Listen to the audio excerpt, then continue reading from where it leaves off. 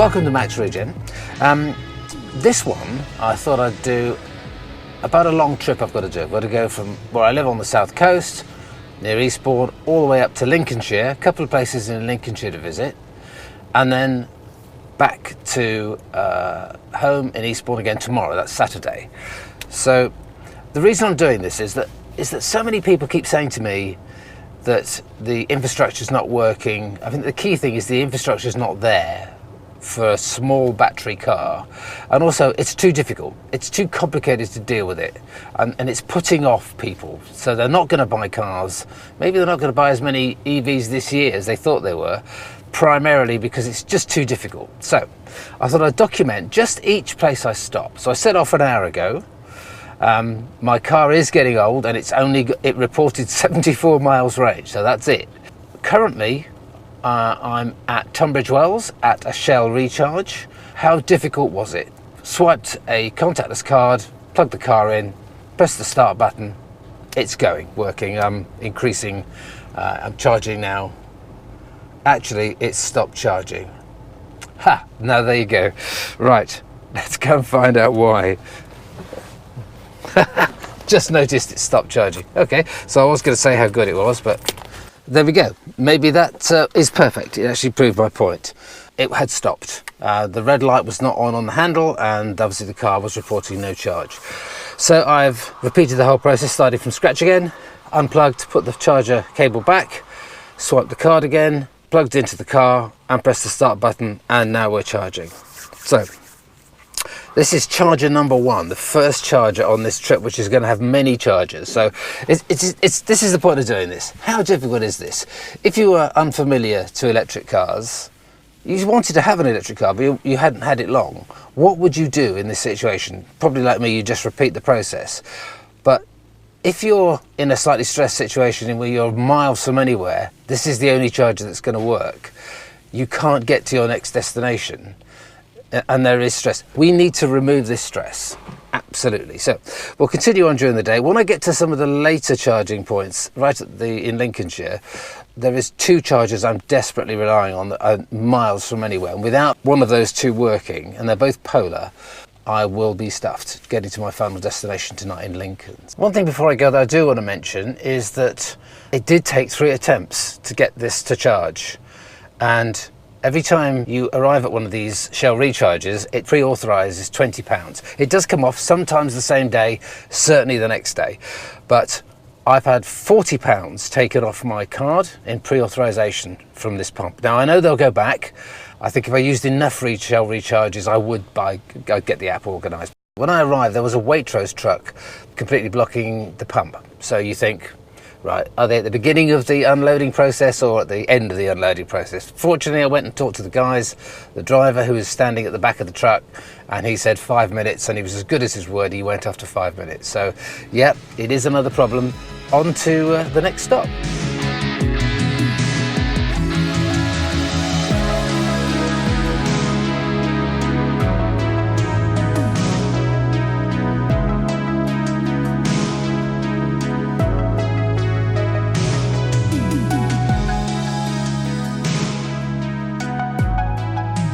If you look at this picture, you can see why I didn't go to Thurrock services, because the whole of that roundabout and the whole of the area around Thurrock is completely jammed, lock solid.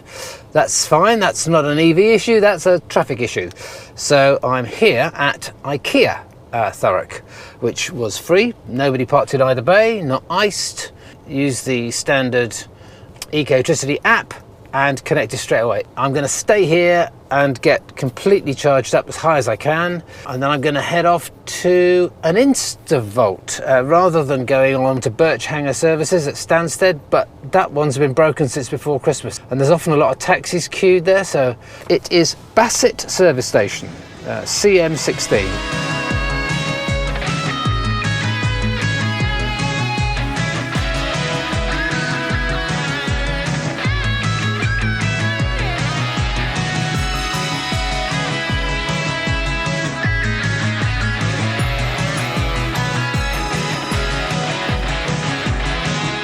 Yeah, this is stop number 3 on this trip trying to find out how easy it is for anybody to use a charger and to do a long distance. So I've come to Bassett service station. There's 2 units here. When I arrived, there was a BMW i3 charging next to me. So ease of use. I did get the charge started, but it took 3 attempts. It looks like this charger has pre-authorized £5 3 times from me, so I'll be obviously very interested to make sure that it deducts that tomorrow. And it's not that far, about 3.7 miles off the M11, so really not that far at all. My next stop will be Cambridge Services South, and that's 44 miles away. And it's very flat and open, so you get a lot of wind resistance. These things make a difference. So stay here and head off up to Cambridge South, which is my next stop.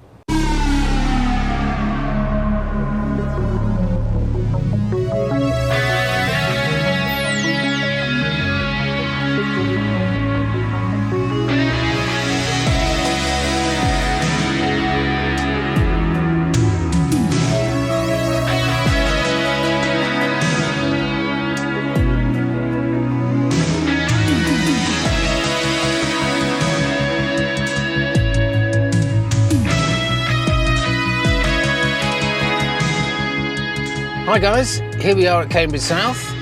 When I arrived there were 2 Leafs charging and one of them left fairly quickly, and I managed to get the pump started straight away, so ease of use, extremely easy.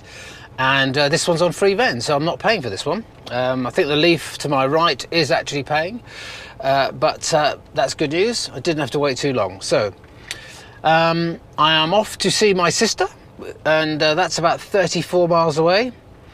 I'm currently at 67% with 60 miles on the GOM, so I'm going to really push this up because I've got to get, it's a little village that I've got to go to, and there's no chargers anywhere near it, so I need to get enough to get to hers and get on to the next charger. So Cambridge South, apart from being bleak, pouring with rain and horrible, nice and easy to use and free. What more could you ask?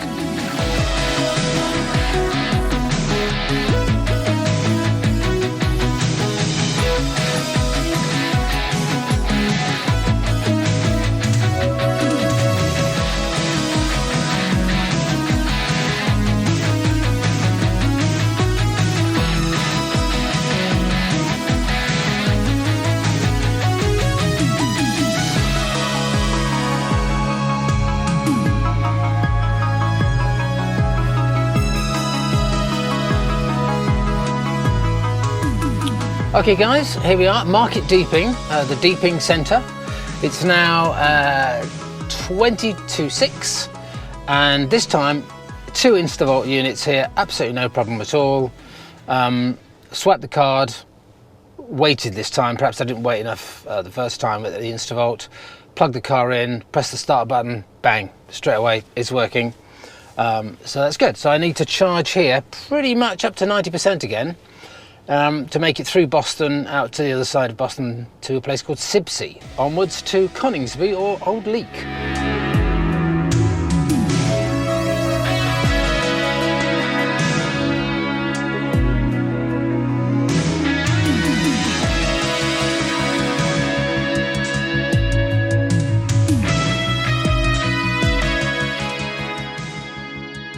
Right then guys, it is 17 minutes past 8.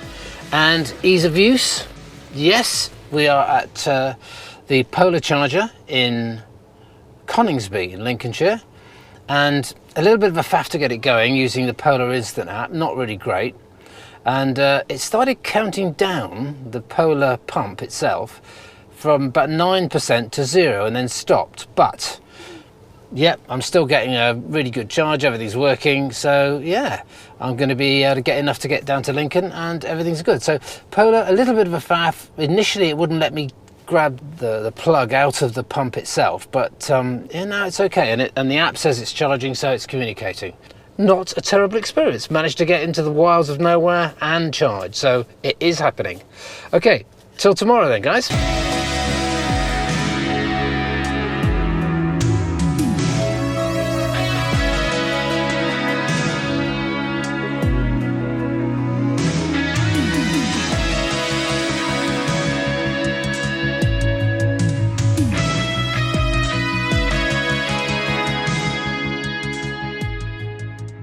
Morning guys, another bright cold morning dawns here in Lincoln at the Ibis Hotel. Really good hotel, love this place. Nice and warm, friendly, and food's good, bedrooms are all good, love the hotel.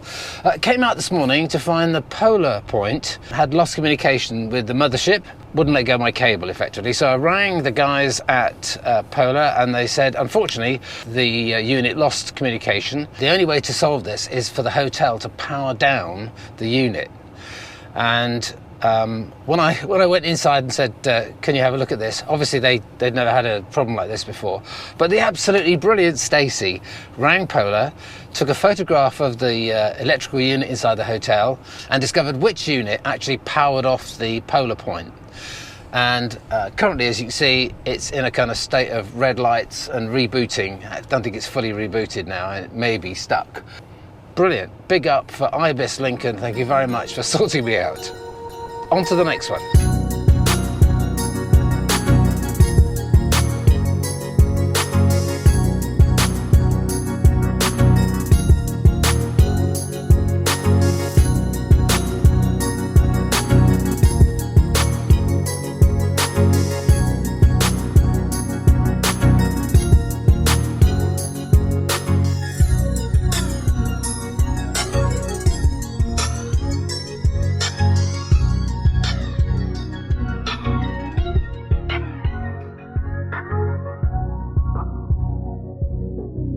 I've just arrived at Long Bennington, which is just off the A1, slightly south of Newark, and I arrived very low charge. And the reason I arrived very low charge is that the one I planned to use, which was a Shell recharge at the corner of the A46 and the A1, was a smooth app only, and I don't have the smooth app. And I thought, well, if I can find another rapid then in the area. So a bit of a risk, and took a chance and headed down to Long Bennington. Again, from the difficulty and how complicated this was, the main problem is the errors I had this morning trying to get the plug out of the Polar unit meant that my app was stuck, failing to connect because of the error last night. So I couldn't get the app to go to the Polar Instant app to start the charge on this one. So I had to ring the guys, nice guys, really helped. He cleared the error, and then the app would allow me to start charging. Now, I should realise this, I always jump the gun, I do things too quickly. I'd come back into the car and turn the heating on, so as soon as I plugged the charger in, when I was going through the sequence of starting an instant charge for Polar, I was going through the sequence, and of course I forgot to turn the car off, and it just said, actually the error is incompatible with this car. So I'm thinking, right, okay, incompatible. It's not, I've got no range left to go, and the pump's incompatible. Panic, what am I going to do? But when I came in and realised the car was on, turned it off, went back, and I think it's about my third attempt, I managed to get the charger to start. So, again, it's not easy. You have to persist. Right, I will continue and let you know where I get to next. That's good.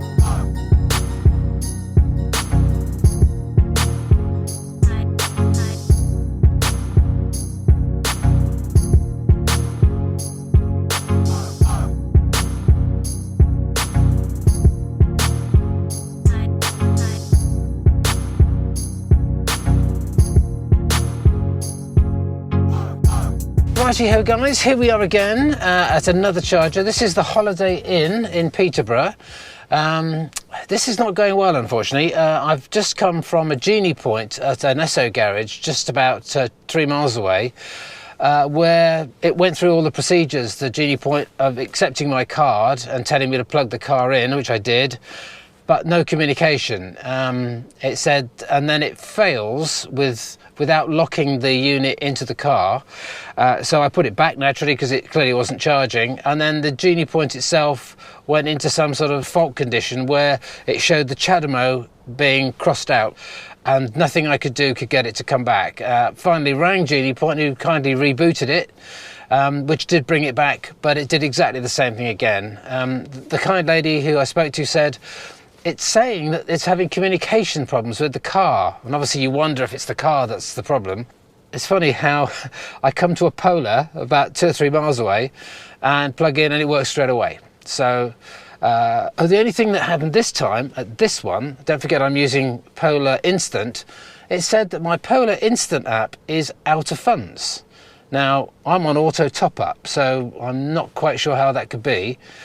Beginning to get a little worried about the fact that it's being so difficult to get charged on the way home, and may bail out and go Ecotricity, which just seems to work, even though unfortunately around here, certainly the Peterborough one, lots of faults, lots of errors. Anyway, we'll keep you informed, and hopefully you'll hear from me from Baldock.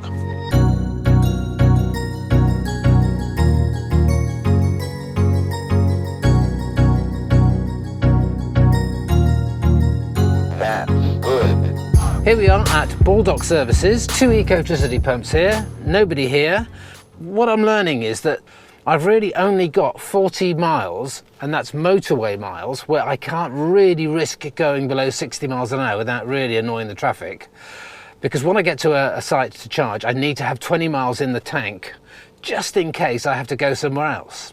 So yeah, this is proving to be quite a painful journey, and I'm almost talking myself out of being a real EV evangelist. This is not me at all. I was hoping to find that it was going to be easy to do this and it would be no trouble for a novice to figure it out, but it's not. I think I made the analogy to a friend today that it's like owning a classic car.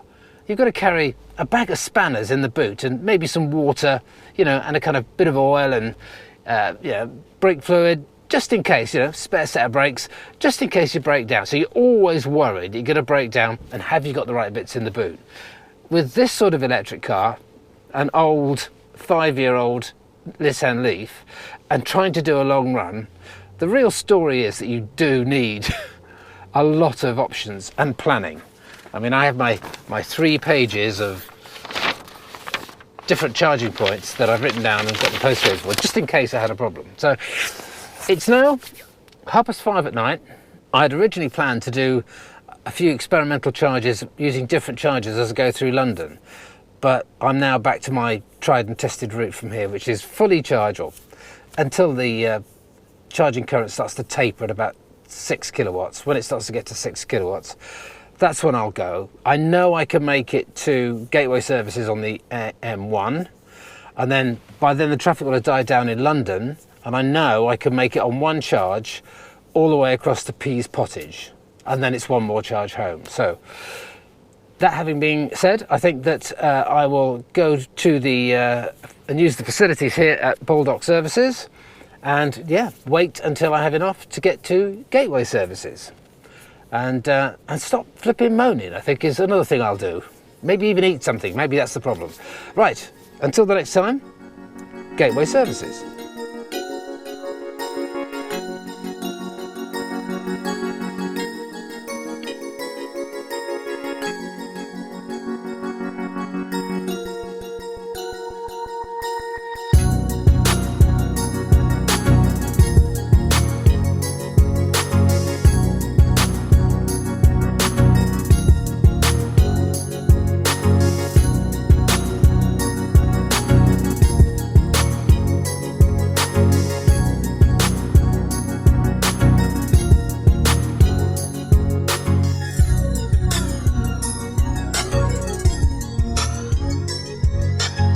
Gateway Services on the M1, right at the bottom of the M1, and again another Ecotricity, plugged it straight in. It's even on free bend, so this is costing me nothing, and it just recognised the car and worked straight away. So 7 o'clock, must admit I'm looking forward to getting home now. It's been a long day. I'm just going to press on through town, and I shouldn't need to charge before Pease Pottage if I give this a really good up to 90%.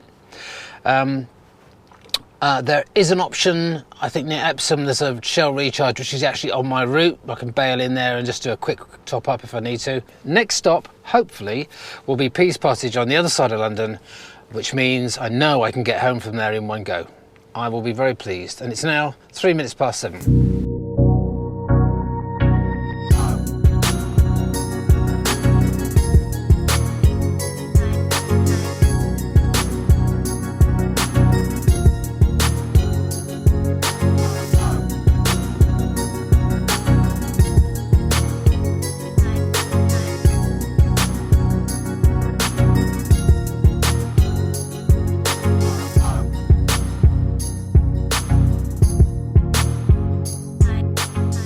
Right, and the last charging point. Here we are at Pease Pottage. I now have 514 miles on the trip. That's the last couple of days, and I'm charging here at Pease Pottage, as I said. I know I'll make it back from here. All I need is really 60 to 70 miles and I'll do it, because it's about 39, but there's a couple of decent sized hills near Brighton that always sap the energy, but you get their advantage back down on the other side. So anyway, I'll catch up with you when I get home and we'll conclude then.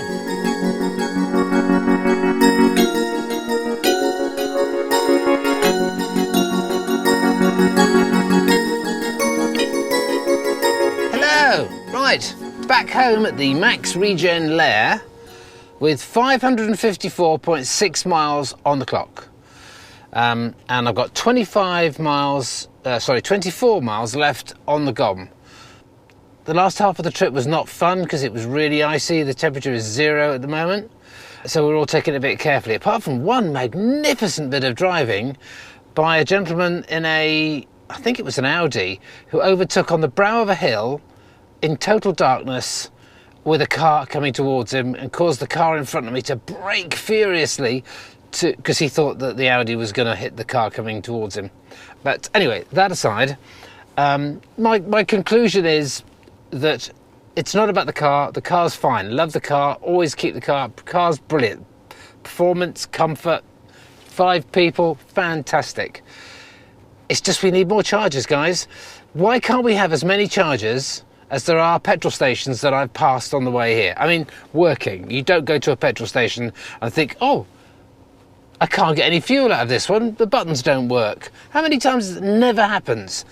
So every single fuel station's got to have at least 2 chargers, in my opinion, right now, that work every time with a contactless card. Otherwise, this car will sit in this garage, be charged in this garage, tootle into town and back, do all the short stuff that we do on a regular basis, and we just won't do the long distance in it.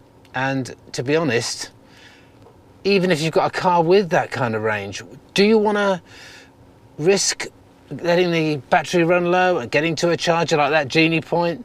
It's the kind of, the only thing the people on the phone can offer you is, well, I've got one 12 miles in the opposite direction to the way you're going available, and somebody used it today. They have no idea whether it works. They just saw that somebody used it earlier in the day and it's 12 miles in the wrong direction. So you go back 12 miles, it doesn't work. What do you do? In fact, the very one I'm talking about, and go and have a look on ZapMap, is Wittering on the A1. What happens if I got there after 9? Go and have a look what it says on ZapMap. That's really interesting. Anyway, I'm beginning to sound bitter, and I don't want to be bitter because I'm a really pro EV person. I love electric cars. I've been really promoting it to everybody I know, friends, family, anyone who I meet at a car park and I'm charging and they come up and talk. I've always been positive. But I'm getting fed up with this dodgy chargers. My wife, I have to say, is right, I'm not going to use that car, dear, because I'm sorry, I'm not messing around with the chargers. And she's not a silly person, she's a bright person. It is turning into a rant. I'm really sorry. This is Max Regen, who's definitely, after 554 miles, and God knows how many chargers there'll be in this video, is tired and wants to go to bed, and I've had enough. Bye for now.